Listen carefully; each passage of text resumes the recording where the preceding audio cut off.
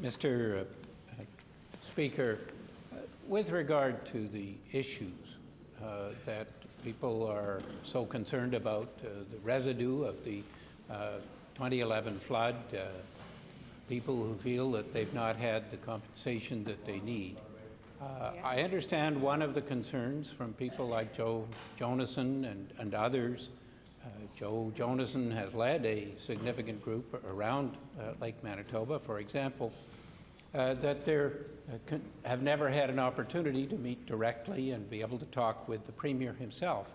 I would ask the Premier, would he be ready to sit down with people like Joe Jonassen and others who are so concerned and talk directly with them? Mr. Speaker, this government has met with people all around Manitoba that have been impacted by flooding, and we will continue to find a constructive way to do that.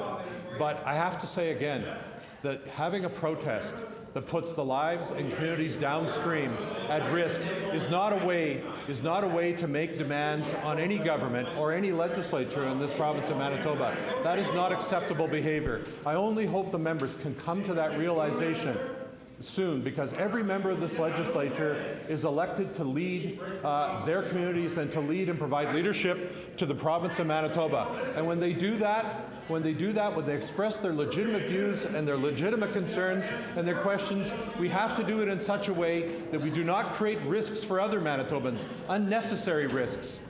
The Progressive Conservative Party in the 60s built that diversion for a very noble reason, to protect as many lives as possible in Manitoba. And that diversion has played an extremely important role, if not every year, at least every second year, in diverting waters from downstream communities.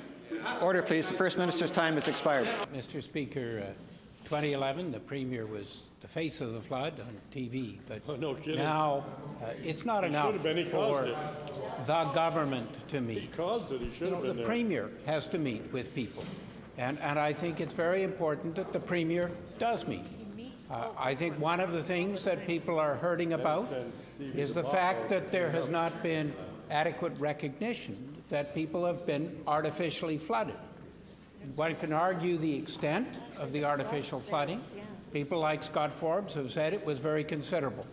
I would ask the Premier, would he meet with people? Would he acknowledge the artificial flooding and provide apology to those who are so badly hurt? Mr. Speaker, we saw the events of 2011, the unprecedented water that came through the Assiniboine Valley, and in every community and every step along the way, we worked with the local leaders to provide as much protection as we could as rapidly as possible. In addition, Mr. Speaker, we put a $120 million compensation program in place for the 250 plus producers in that area. That money has been paid out with an average payment of $300,000 per producer. That is the reality. That is on the record. That money has already been paid out. That does not give anybody the right. That does not give anybody the right to put other Manitobans at risk, to put their lives at risk, or to put other communities at risk because they are not pleased with the $300,000 average payout that they have already received. They should not take actions that will put other lives at risk. And the member for Portage La Prairie and the leader of the opposition, the member for Fort White, should not act. Order, please.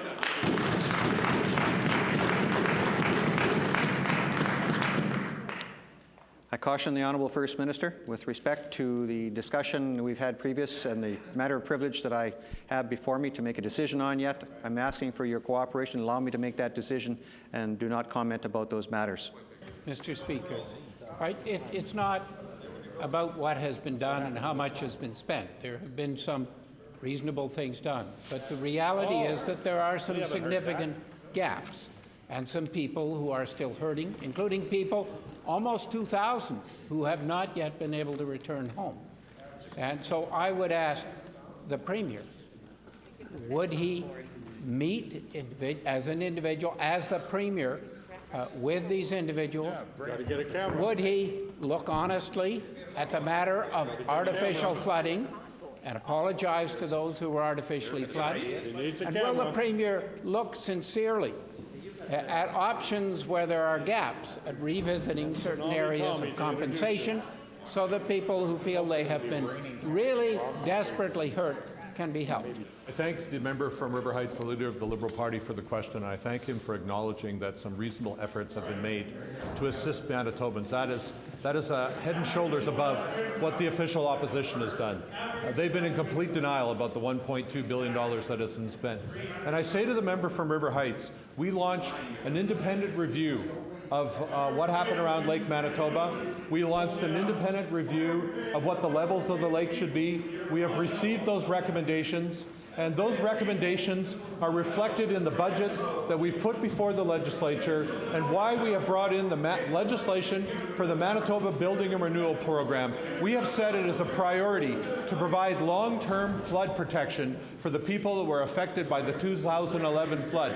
That is our commitment. We will follow through on that. We will build those essential pieces of infrastructure, including taking the emergency channel that was built in record time and making it a permanent channel, including looking at another outlet from Lake Manitoba, an opportunity the Progressive Conservatives had in 1978, and they turned it down. We will now right the wrongs of history. Order, please.